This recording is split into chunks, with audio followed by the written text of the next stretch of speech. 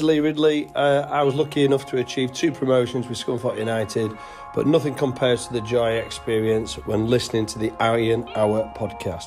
Just a heads up, this podcast contains strong language, you know, the good stuff. If this isn't for you, turn off now. For the rest of you, now fucking enjoy the podcast. Hello, Iron fans. Good evening, good morning, good afternoon. However you're listening or watching this, I'm Max Bell. Very happy to say that this is the Iron Hour podcast, joined by, frankly, I think our 2 best-looking panellists, even definitely not including myself, Marco and Becky. So we'll go ladies first. Marco, how are you doing? I'm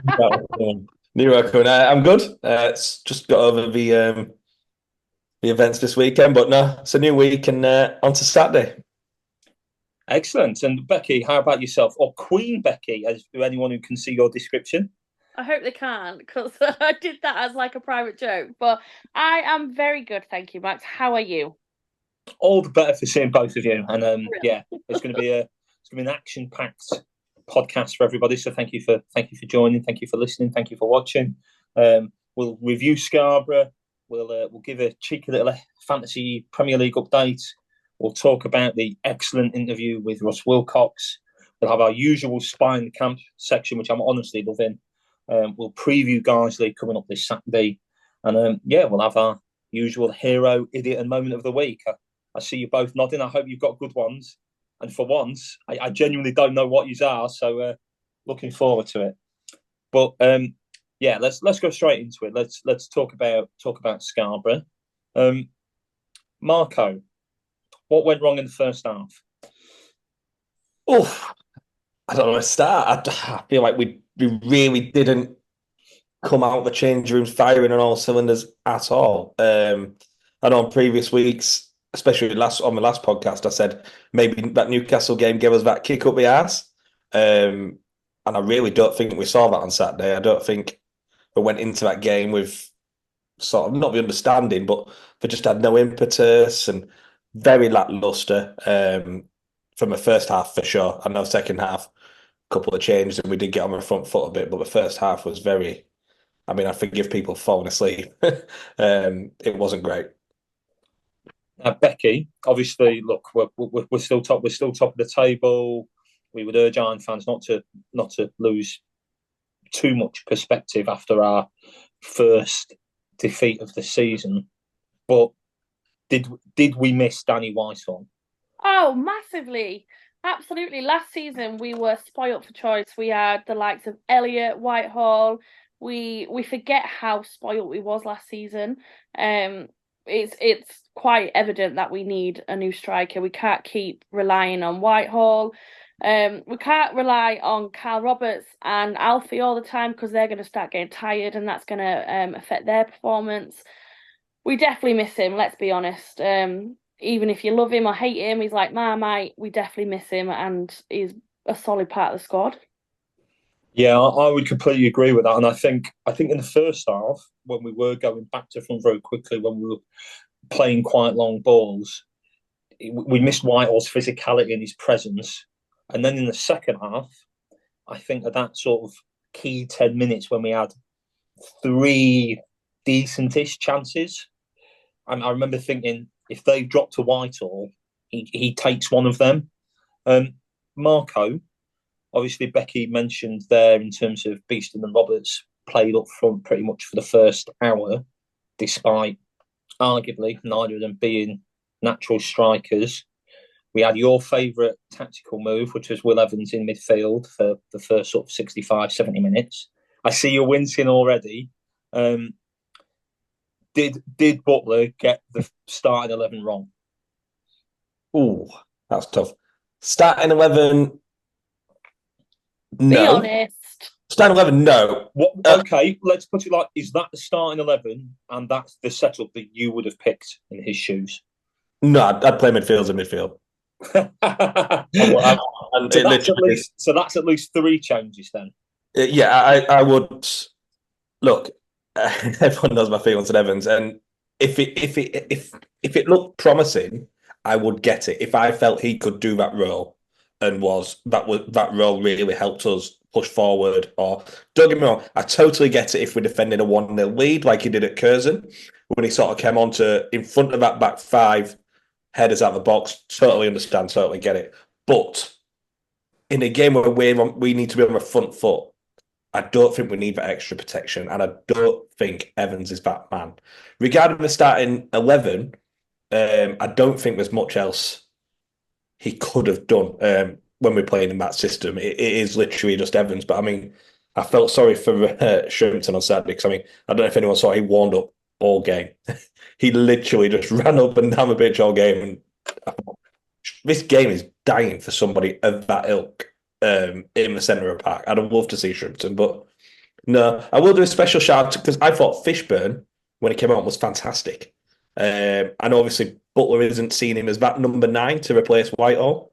But I feel like if he was on in that first half, when obviously the ball was going back to front, he won majority of his 50-50s and the balls that got pumped up to him. Thought he looked quite good. And look, I know it's the FA Cup this weekend, but I really would like to see Fishburn starting up front. Well, there's a good little nugget for A. That's ruined my question that I was going to ask Becky about Fishburn, but also in terms of starting, I suspect we might discuss that very potential question later on. We will preview the Guiseley game in more detail later on, Iron fans. Becky, yes. Obviously we had what Marco said there, Roberts and Beeston up front, leaving Fishburn on the bench, and Will Evans in midfield, leaving Shrimpton on the bench.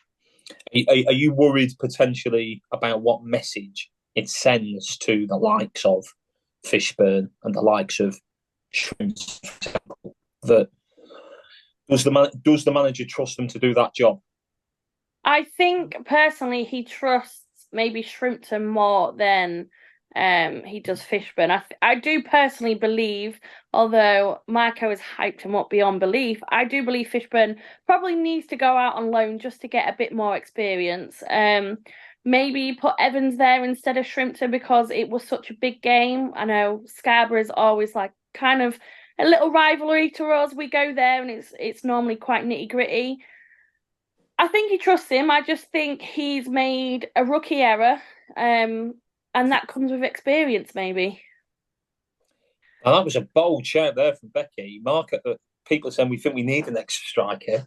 And at this moment in time, unless Whitehall rushes back quickly, the only fit one we've got, Becky said, right, let's send him out on loan. I mean, we need to get someone else in. We're desperate for someone else. I mean, Marco's about to get his football boots on. Definition of a target man. I do ideally believe we can get another striker in. Fishburn goes on loan somewhere. I do believe that's the honest. I'm being generally honest, and that's not me doubting his ability. That's me saying that he needs more experience, maybe. I can understand where you're coming from, and look, good strikers at any level are like gold dust, aren't they? If we get an email from a different club or one becomes available, whether or not it's on loan, and it's the right striker, I would hope the club would jump at that. I do think Marco was right, though. I liked Fishburn when he came on. I thought he looked lively. I thought his link-up play was good. And actually, I thought it had the double benefit of allowing Roberts to drop deeper. Because my frustration in the first half going forward was that sort of Roberts and Beeston were having to create everything on their own. Like only a couple of times when like Beeston was going up the left-hand side, he maybe beat a couple of players. They weren't getting much creativity from behind them. Whereas go on, Mark. Yeah, I think you're spot on. I think with if Whitehall or Fishburn would have started that game, they're taking a lot of attention off your Roberts and your Beeston, players that can make things happen. Whereas with Roberts just straight through the middle, he's very easily dealt with and he's not the most physical. Whereas Whitehall's going to be a handful and the drop-offs, the balls that are won, can fall to your flair players, e.g. your Beestons and your Roberts or your Laws. So yeah, it's like I think you're 100% right. We really did lack that focal point up front to allow our not better players, but players with a lot more ability on the ball to sort of shine through. But as we said earlier, would urge a little bit of a moment for Iron fans just to take a deep breath. To recap where we are in the league. We're 9 games in. We've got a goal difference of +11. We're on 20 points.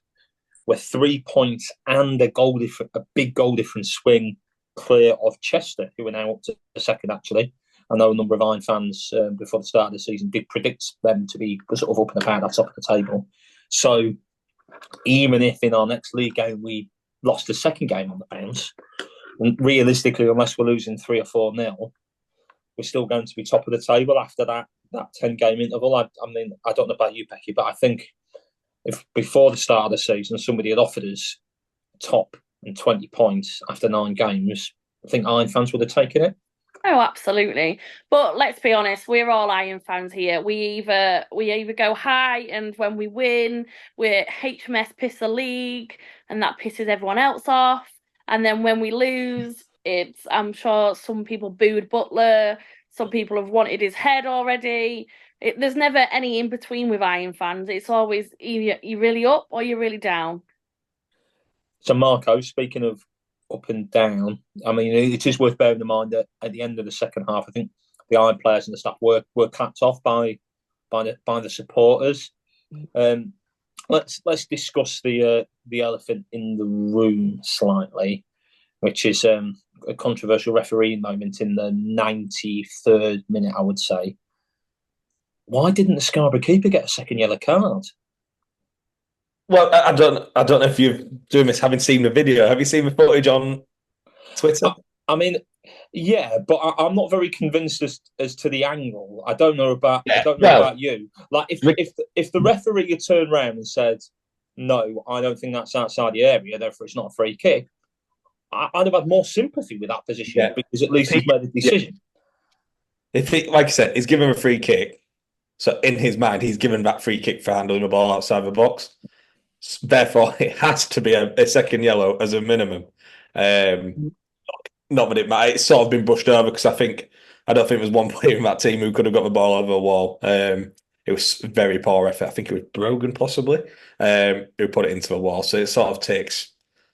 I was very interested. I'm not actually had a look if they had a keeper on the bench. I know we've been going through the season without Campbell on the bench, so it would have been interesting, but I don't think it'd have made a difference. But it was definitely a refereeing error.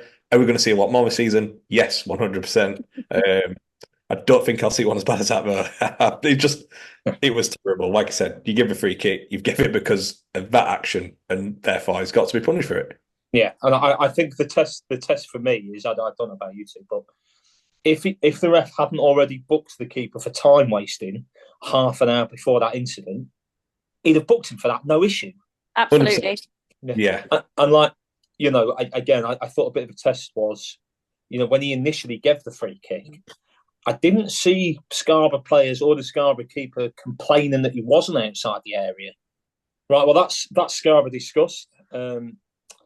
Moving onwards and upwards for Iron fans, although I believe we discussed or we sort of had a little pod prediction 3 games ago as to how many points we thought we would get over those 3 games. So Scarborough and the 2 prior. I can see Marco grinning. I said 6, I think. Yeah, Becky said 6. Marco, did you say 7? I think I did say 7. I said 2 wins and a draw. Yeah, and had we beat Scarborough, you would have been proven correct.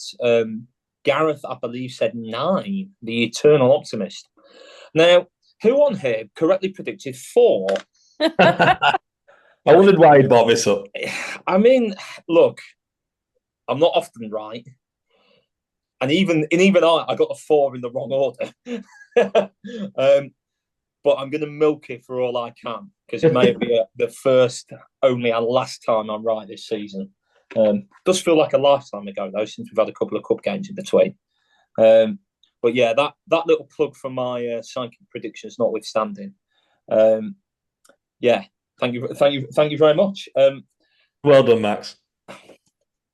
Well, as I said, we'll get on to previewing the Guiseley FA Cup 3rd qualifying round game shortly. But before we do, Marco, how about a cheeky little FPL update? Right, so First, I hope you all took Rodri out after me giving him my idiot of a week last week. First, to the extent where his leg's fallen off. But no, so it looks like he's out for the season, which obviously my heart bleeds. So FPL, I'll come to the podcast first. So us three, we've got Becky. A massive shout out to Becky. I know Max has done well in the predictions for points, but Becky's in the top 9. Bear in mind, we have over 280 people in this league. Becky rocking up in 9th. I don't know how I do it. I don't know how I do it. Yeah, really good start. We've got Max in 69th. Hey! Obviously, and us three, you're all in the top 100, which is more than we said for them two. I am 92nd, but it's still early days. There's a long way to go yet. Obviously, people with Haaland as captain grabbed another goal. Your big hitters all sort of hit with your Watkins, despite them playing Arsenal. Obviously, it's quite a heated game, so quite a few cards as well. How Haaland didn't get sent off. Over the course, I mean, he accumulated about 7 or 8 incidents. It probably could have been a yellow card. But no, FPL, again, big shout out to Becky. And it has not changed at the top either, same as last week. So, yeah, excellent. Well done. Marco, 92nd isn't bad. I mean, that's, you'd be in the Football League. Yeah, I'll take that. You'd be bottom of League 2. He is clutching to that top 100. Come on. Gareth and Max are very much National League North or Selby Town level. Did you mean Gareth and Barrett? I'm not. I'm doing Gareth and Barrett, sorry. Yeah, no, you're cruising in 69. I was going to say, I think 69th in the Football League, that'd be League One relegation zone, which sounds pretty good when compared to that. Yeah. Absolutely. So thank you very much for the update, Marco. It's much appreciated. Now, hopefully you've all seen. Thank you very much to all the Iron fans and some non-Scunthorpe fans as well, actually, for their kind words. I know he played for Doncaster, Hull, Preston, Northampton. Becky, what was it like interviewing Russ Wilcox? Well, Barrow was there, so he kind of ruined the moment. No, I'm joking. It was actually amazing, and I said on Twitter a couple of days ago, I said I could have listened to his playing career for hours. He was talking about Teddy Sheringham and getting red cards and fouls, and it was just so good. And you just think back, and a lot of people know him for obviously his managerial career. And to hear him before that, it was just so good. And he was so down to earth. And I know at the end he was like, did I do okay? And I thought, you've done absolutely brilliant. He's just a world-class person. He's just a nice person. Excellent. He certainly came across as a really good bloke on the interview. For anybody who hasn't yet seen that, part 1 of a 2-parter, launched on Monday the 23rd of September. We'll put the link to it in the description below. It's on all the usual podcast channels. It's on YouTube and stuff. And for anybody who maybe not old enough to remember Russ's playing career, definitely go and check it out. It's only about half an hour long, so it's shorter than our usual fare. But I think for anybody who's maybe my age or a little bit older, who's old enough to remember the 98-99 promotion season when we beat Leyton Orient 1-0 in the playoff final at Wembley, Russ and his other 2 centre halves, Richard Logan and Chris Hope, they were magnificent that day. Absolutely brilliant. One of the best defensive performances I think any Iron fans had the privilege of watching. So honestly, go and check out that part 1 interview if you haven't already. Now, Marco, I'm going to plug part 2 in a little bit of a second for the Russ interview. And my not at all awkward segue into that is, do you have a favourite moment from the 13-14 promotion season? Oh, mine's a strange one. God, you could tell this was not rehearsed. But mine is a strange one, and it was one of my first away games I actually did on my own without my granddad or any sort of supervision, which I do. Supervision is the right word. Yeah, I could probably do with that nowadays. But yeah, it was Morecambe away. which was a cracking day. It was 1-1. Yeah, Morecambe equalised in the 95th minute, I seem to remember. Yeah. I don't condone it, but I had a large sum of money on Sam Winhall to score the first goal, and he did. And I went with my friends and I bought them all KFCs after. I remember that. Yeah, I need to know how much now. He was 5-1. I remember that. Well done. That's a good price. That it was a good price because it was on fire that season. And like I said, we just got the train to Morecambe, me and a few mates. But like I said, very strange. But that is my fondest memory of that season. And it was a cracking day as well. I actually met your friend Ross Gibson that day as well for the first time. Yeah. Ross is a great lad. We went to school together. So yeah, strange one, but that is my moment. That's an excellent moment because for any Iron fans not yet aware, part 2 of the Wilcox interview is going to come live early next week. So do keep an eye out for it. It's going to touch on his managerial career, obviously manager of Scunny through the crazy 13-14 promotion season, 28 games unbeaten, all of that. Becky, just because I've asked Marco, do you have a particularly fond memory from that year? I do. So my memory would be Exeter away when it was pissing down with rain. I was with you, Max. I remember it well. Yeah, we had to wait. It felt like hours for the final whistle to go. And then all the players went back in the change room and we didn't know if we was going up or not automatically. We lost as well. So we lost our unbeaten run that day. Pissing it down with rain. We was all in fancy dress. And we was just waiting for a miracle. And luckily, we got it. So that is my favourite. And I'll never forget that. And nor will you let me. No, that's a very, very fine, fond memory. Luckily, Fleetwood had drawn, I would say. So we were still promoted despite losing. And I can still remember getting the supporters bus home. And once we've all got on the bus, everyone's taken off like their costumes or their jackets and stuff because we've been soaking wet for 3 hours. Didn't get back in the Scunthorpe till 11 p.m. at night. And honestly, we'd been in the rain that long that nobody's clothes had dried. They'd been on the racks at the top for about 5 hours. I think I was wrapped in a flag. Yes. So... very happy memories. Yeah, not my most ladiest moment. Oh, but it was a promotion, so who cares? Excellent. Right. So that brings us on very nicely to the start of our preview for the Irons FA Cup third qualifying round game away at Guiseley this coming Saturday. And I'm very happy to say that even though he's not been able to join us on recording the podcast tonight, we've put our usual host, Andy Barraclough, hard at work. And I'm delighted to say that he's been interviewing an insider from Guiseley in our Spy in the Camp section. Right, Iron fans, the Spy in the Camp section continues this week, and I'm very pleased to say I'm joined by Tom Feaheny, non-league reporter, and a man who regularly pops up on my Twitter feed, actually, with lots of information and news coming out of non-league football. So it's great to have you with us, Tom. Great to be here. So, big fixture coming up, I guess, for Guiseley. It certainly is for Scunthorpe, because for us, we are really looking at making as much of a meal of the cup competitions as we can. As I'm sure you know, revenue is a big thing for us at the moment in time. So I was hoping you could give us a bit of information about Guiseley.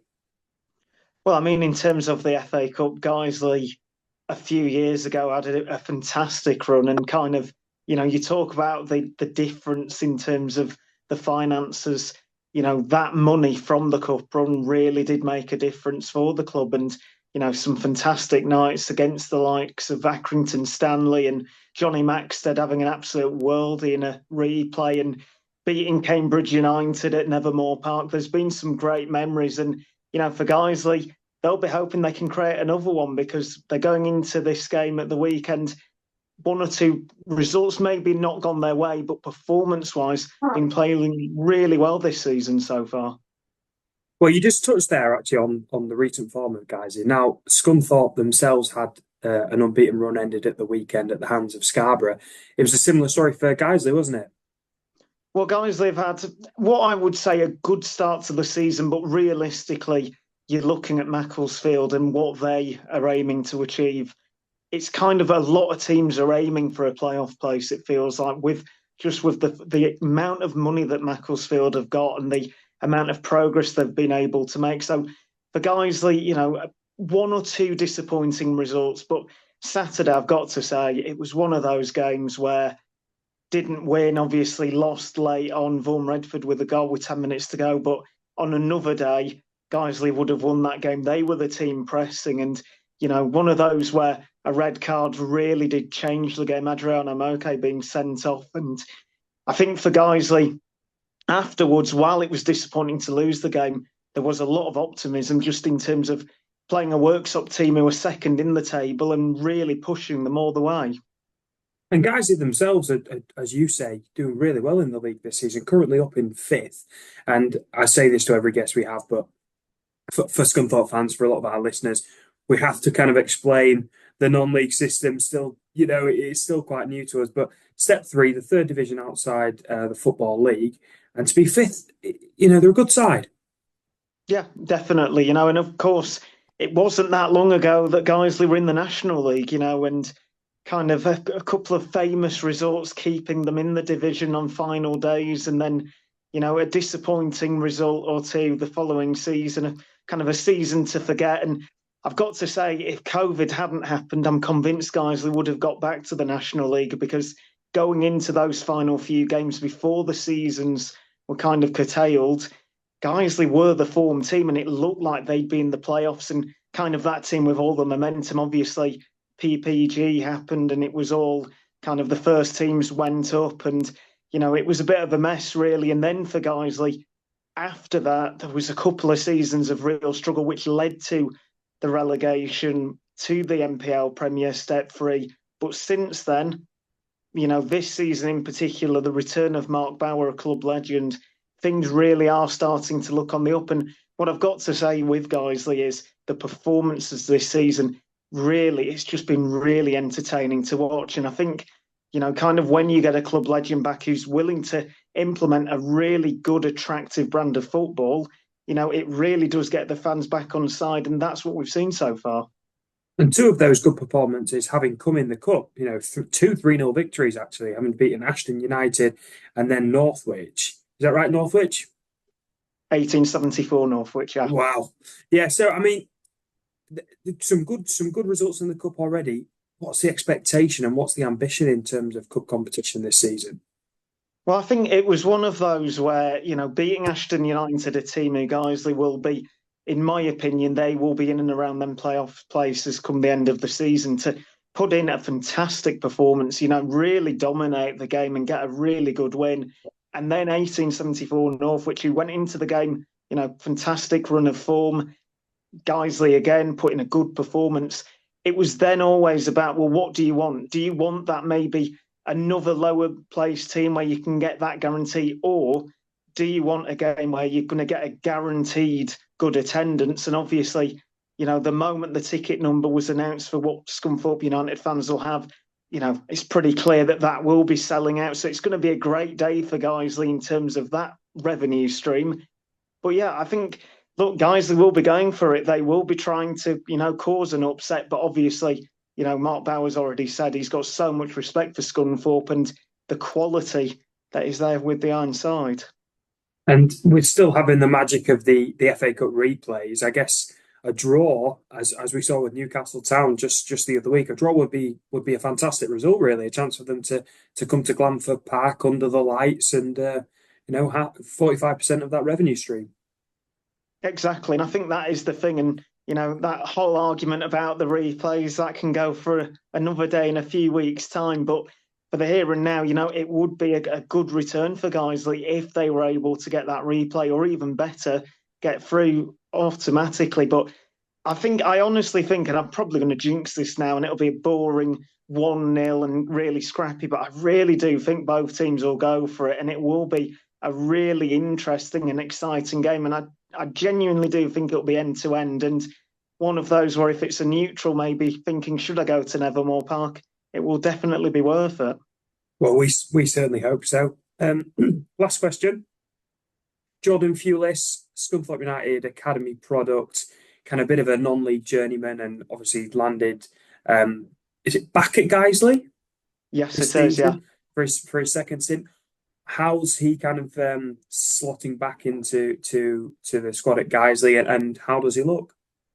Well, it's to be honest with you, it's been a rather frustrating return for him because he's had a couple of knocks and he actually has just had a scan in the last couple of days on his groin. Now, I'm not 100% sure what the results of that scan were. He's basically been able to do everything without pain other than striking the football. When he does that, he gets a twinge in his groin. So that's not ideal.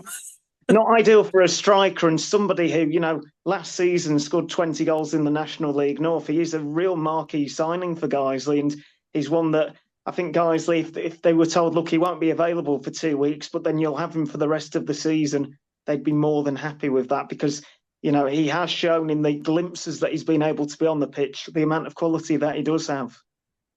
Well, thanks very much for your time, Tom, and a great insight there into Guiseley. And I know a lot of Scunthorpe fans are looking forward to making the trip on Saturday. So once again, thank you very much for your time. No worries at all, mate. Excellent. Welcome back, Iron fans. Many thanks to Andy for that excellent Spy in the Camp interview with journalist Tom Feaheny, who often pops up on my Twitter and X feed as well with lots of little nuggets about non-league football. So do make sure you give him a follow, Iron fans, not just for the game this weekend, but for lots and lots of non-league football to come this season, and no matter what division we're in next season. So thank you very much, Tom. We really appreciate it, and I know that we've been getting lots of really, really good feedback on our Spy in the Camp section. So it's one we hope to keep delivering most weeks when we can, and it's been really great to get an insight on Guiseley. Shall we just give Barry, because he'll never forgive us if we don't give him a big mention for doing it at midnight wherever he is. He's across the world somewhere and he managed to pull out an interview at midnight with Tom. So I don't think he'll forgive us if we didn't say thank you to him. Absolutely. So thank you very much, Barrett. Marco's lips are staying firmly shut. He's thinking, I'm not thanking the git. He can bugger off. He's only in France. As Roy Keane would say, it's his job. Yes. It is his job. It's Get him in a little thing, you'll be fine. It's a passion. Right, Marco, speaking of Spy in the Camp, little insight on Guiseley. I am 99.99% sure that you've been to Guiseley before, because I'm sure I was stood with you. For any Iron fans who might be listening or watching this pod who've never had the privilege of going to Guiseley, what should they expect? From what I remember, again, probably could have done with supervision. No, we're good. We went because I feel like we were probably playing. Was it Farsley pre-season? Yeah, we got called off. It was COVID because we didn't have enough players due to COVID. Pass. It was Peter Swan was the owner. It was a wild time. It was definitely COVID era. A play because the team had set off. It was something to do. I think a player got COVID that day or tested positive. Fair. And we somehow ended up at the Guiseley game versus Everton under 23s. Yes, obviously it's only a short journey, so we ended up going down there. A couple of Scunny fans. It was about 4 million degrees, I seem to remember. It was red hot. I remember quite a big crowd as well. Obviously, a lot of SC Everton, but guys had a few there as well. John Moss was refereeing, which was very random. But yeah, look, it's a stadium that is similar to where we've been playing this year anyway. It's probably just a little bit better than Newcastle's. But yeah, look, it's something that players will be completely used to by now, knowing what to expect. I imagine quite a few of them have played there. So yeah, no, looking forward to it. Good day in Leeds. So yeah, I'm looking forward to it. And for any Iron fans who are not aware, or maybe doing the game on the train or driving up to West Yorkshire, it's right next to the cricket club, where certainly when we went, you were able to get a pint, which my dad is very much looking forward to, because those are two things he likes very much, which is A, cricket clubs, and B, alcoholic beverages.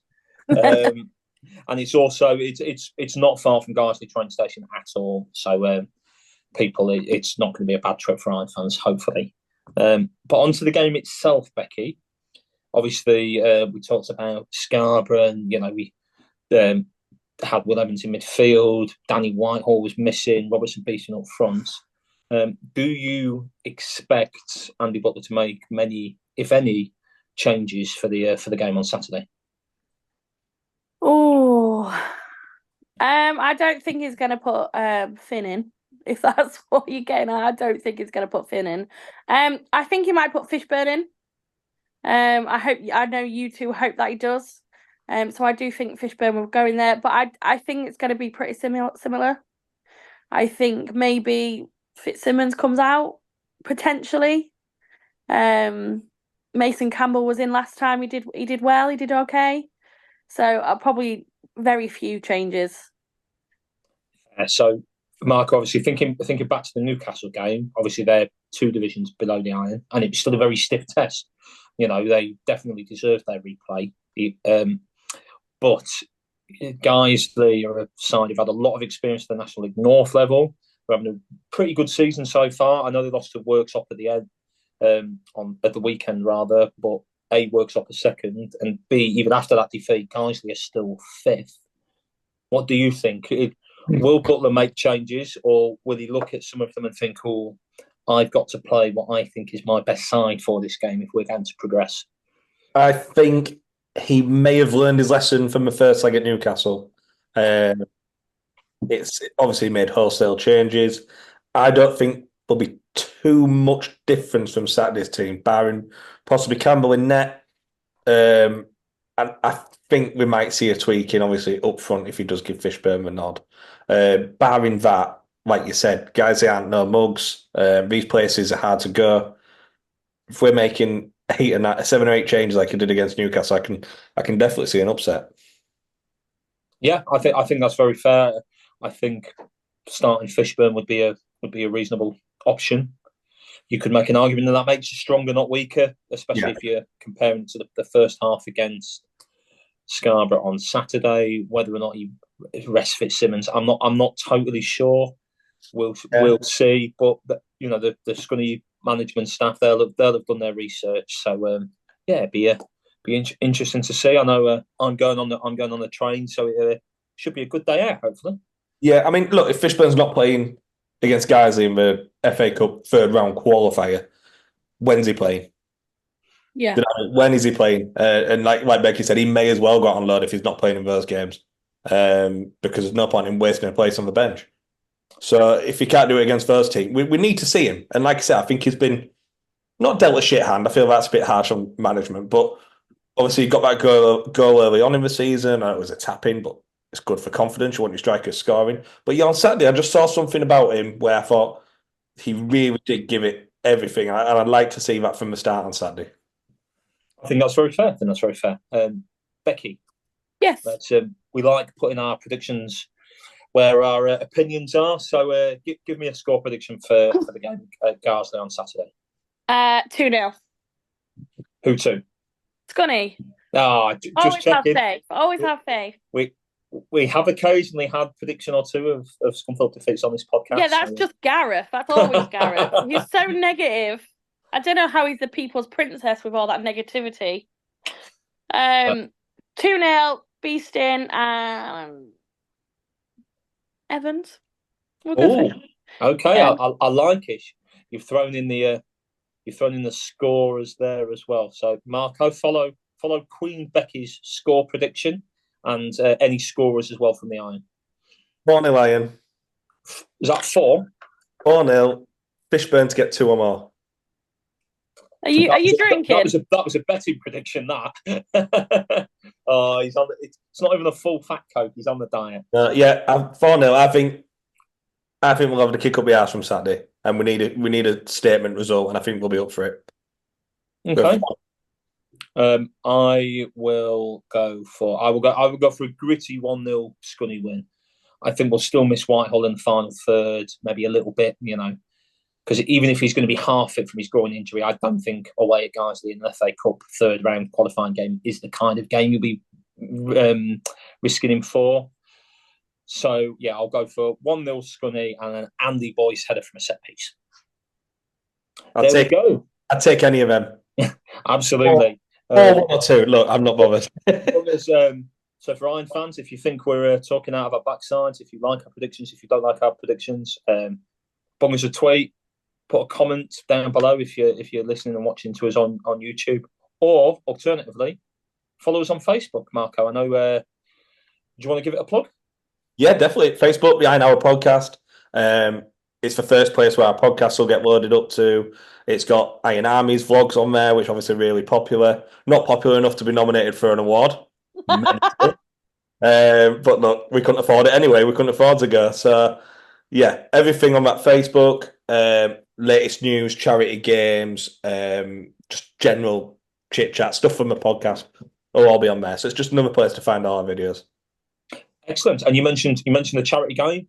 Can you talk a little bit about that quickly, Marco? Yes. So obviously we've done a lot of charity games. We've done Guildford Power, raised money for the club. But this one's quite close to home. It's for a young girl called Evie. I'm sure you're all aware. We've done a charity game before. So on the 12th of October, Behind Our Podcast, we're going to get an 11, and we're taking on, I think they're called So Bad. So it looks an unknown entity. We won't be making wholesale changes. We're going strong. We're going to our best team. Becky will be in charge for the day, so it'll be pretty ruthless, I imagine. But we're raising money. I'm already worried about my place in the side. Oh well, I'd be more worried that she's cracking my whip. Full dominatrix.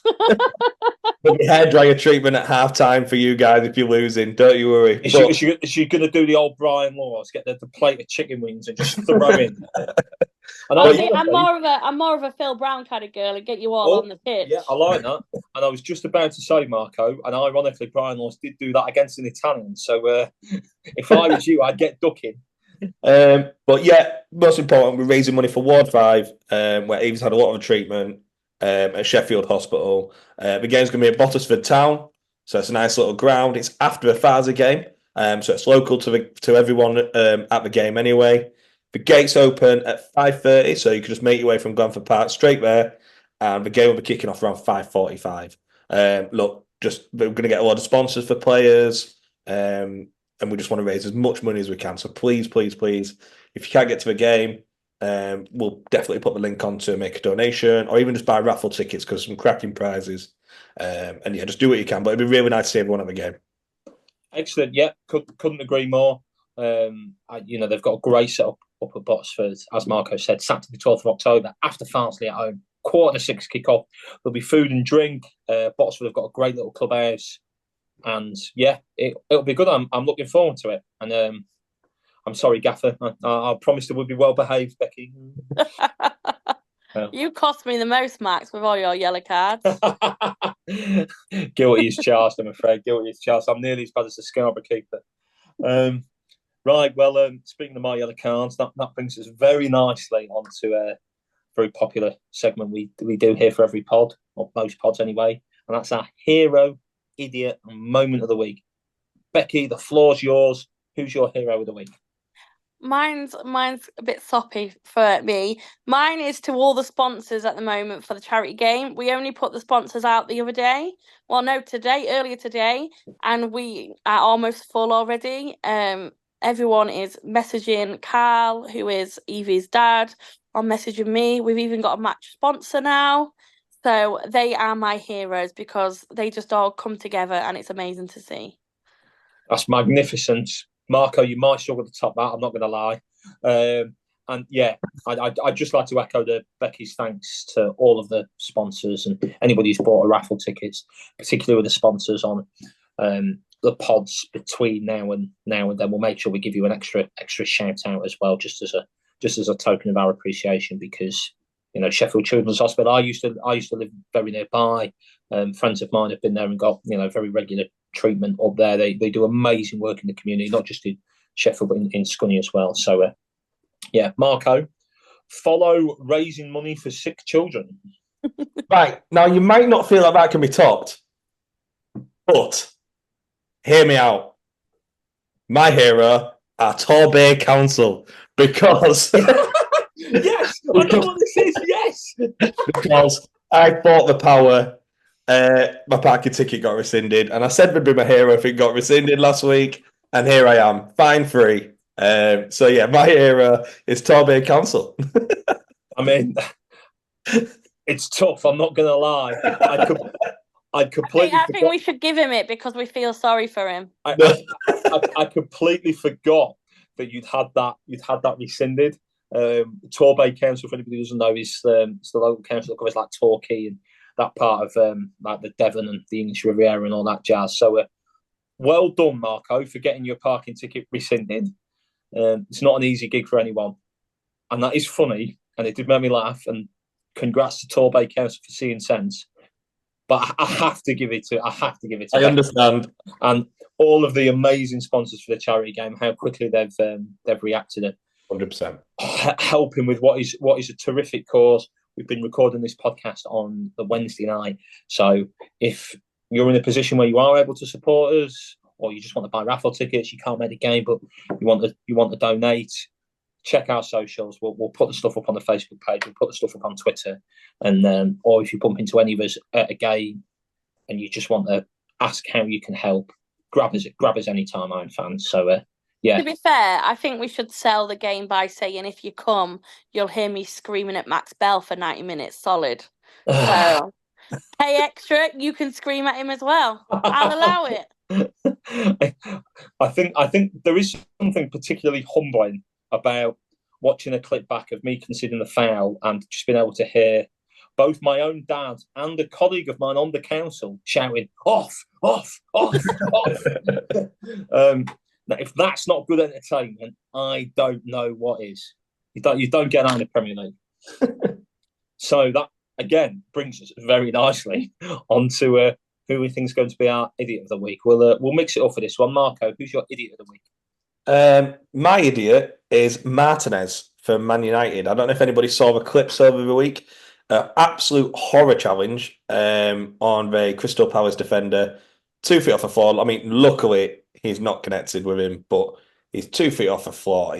It's a stupid, ridiculous... It's not like, look, as Max knows, as Becky said, I love a big tackle, but it was just cowardly and awful. And I think that's what he bases his game on. It's not for me. So Martinez is my idiot. Very lucky he didn't hurt someone. Yeah, and I think that's the difference, isn't there? There's a difference between a silky striker flicking the ball around the corner and you think, oh, bugger, he's done me here. He's sticking a leg out to trip him up, mea culpa. And actually, completely needlessly, as you say, jumping in 2-footed off the ground, either deliberately to hurt him or just didn't care if he did. So, yeah, that's a very strong one. Go on, Becky, who's your idiot of the week? I don't think I can beat that, but mine is Haaland this week. He had an absolute stinker after Arsenal. He was going after everyone. Bloody hell. He was getting in people's faces. He was giving people shit. I think he had a right hissy fit. So maybe he just needs to simmer down a bit, I think. He threw the ball at Gabriel as well. Yeah. Oh, that was funny. Oh, come on. That was funny. That was my moment of the week. Thanks, Max. I'm sure it wasn't. I'm going to have to give the point to Marco, I think. Yeah. Martinez was genuinely dangerous, but when there's a bit of a game, when there's a bit of needle, and it's not actually dangerous, he's not actually going to kill him by throwing the ball at the back of Gabriel's head or, shouting at Arteta, stay humble, bro. It's like a bit when the commentators go, oh, we don't want to see scenes like this. Absolute rubbish. You know that meme of Sean Dyche, and it's just him looking really red. And it just says utter woke nonsense. that word is 1,000% overused. However, anytime a commentator says that, I'm sat there thinking, no, that's rubbish. That's exactly what I want to see. So, Marco, you've definitely earned that point by highlighting Lisandro Martinez's potentially horrific challenge for Manchester United. Which brings us, dum, drum roll please, onto our moment of the week. Marco, who's yours? Yeah, I had two. So my main one was going to be Haaland because it was just a shit show, let's be honest. The whole sort of debacle. But it's something Haaland doesn't normally react to a lot of stuff. I think Saturday showed that Arsenal are maybe starting to get under Man City's skin now and being taken as a serious rival. And I think you could see that with how the Man City players were reacting to certain tackles, maybe a bit of time wasting, gamesmanship. But so special shout out to Haaland. But my moment was justice for Pulley. justice for Pulley, because Callum got in yesterday. Pulley straight over to the curve, and he got his round of applause. And he has earned that because he has had 2 very bad weeks of getting berated, booed. The poor flamingo. Yesterday he got his redemption. Got a nice reception from the Cali Ultras. So yeah, nice to see Pulley being appreciated. Excellent. Okay, so we've got the Cagliari mascot. For anybody who doesn't understand the bit of a running joke, it was my moment of the week last week's when the Cagliari mascot that is meant to be a flamingo, definitely looks like something else in my view, was getting a bit of a dressing down from the Cagliari Ultras, and it's a bit like we do love it when the mascots have to be as part of the minute silence. So yeah, it's a running theme if anybody wants to have a Google and draw a rice miner to a Pulley, which again is a great name for a mascot that looks like something else. So Becky, Yes. what's your moment of the week? I think I could top Marco's. I'm quite. My moment of the week was when AFC Wimbledon, the post holes, obviously their pictures gone up with all the flooding. I live down south, so the flooding is manic. I have a soft spot for Newcastle fans, but they put a picture up of the pitch, and a Newcastle fan replied saying, "So is the game on still?" And it cracked me up for ages. And he was generally being serious as well. So that is my moment of the week. I think in fairness, that's an excellent moment of the week. I'm going to have to give Becky the points there. The AFC Wimbledon fundraising was phenomenal to pay for their new pitching. Huge pictures of sinkholes. Shout out to Newcastle as well. I know a lot of supporters, myself included, have got concerns about where their money comes from. However, the £15,000 that Newcastle United have donated to AFC Wimbledon to hopefully try and repair their pitch, I think is an excellent gesture. And also the fact that their League Cup game had to be postponed, but is now going to be played at Newcastle instead, will hopefully provide an additional financial windfall for a supporters, one club. And again, it was really good to see AFC Wimbledon thrash MK Dons the other week as well. So I think that's an excellent moment of the week. I think of when some games get called off and you think, could we really have played on that pitch? Is it a little bit convenient of that side got 4 or 5 key players out injured, and then you see a picture of that pitch and you go, no, we can't play on that, can we? So I hope Marco doesn't mind too much the fact that Becky's 1-2-1. Definitely. Yay! Quite right too. So well done to everybody. Well done to everybody for that. And on that note, everybody, it's been a pleasure. Thank you to Marco, the Italian stallion. Thank you to Queen Becky, my gaffer, and she certainly will be at the charity game next month. And most of all, thank you to everybody who listens. Thank you to all the great feedback we've been having on the podcast soon. One final plug: if you haven't already, give Russ Wilcox a listen. Some great stories about his playing career. We'll put the link to the Part 1 interview in the description, and keep an eye out early next week. Part 2. He's got some great stories on the 13-14 promotion season, his career as a manager. So yeah, really, really looking forward to that. Thanks to everyone for going along to interviewing. And that's us. This has been the Iron Hour podcast. Thank you for listening. Up the iron.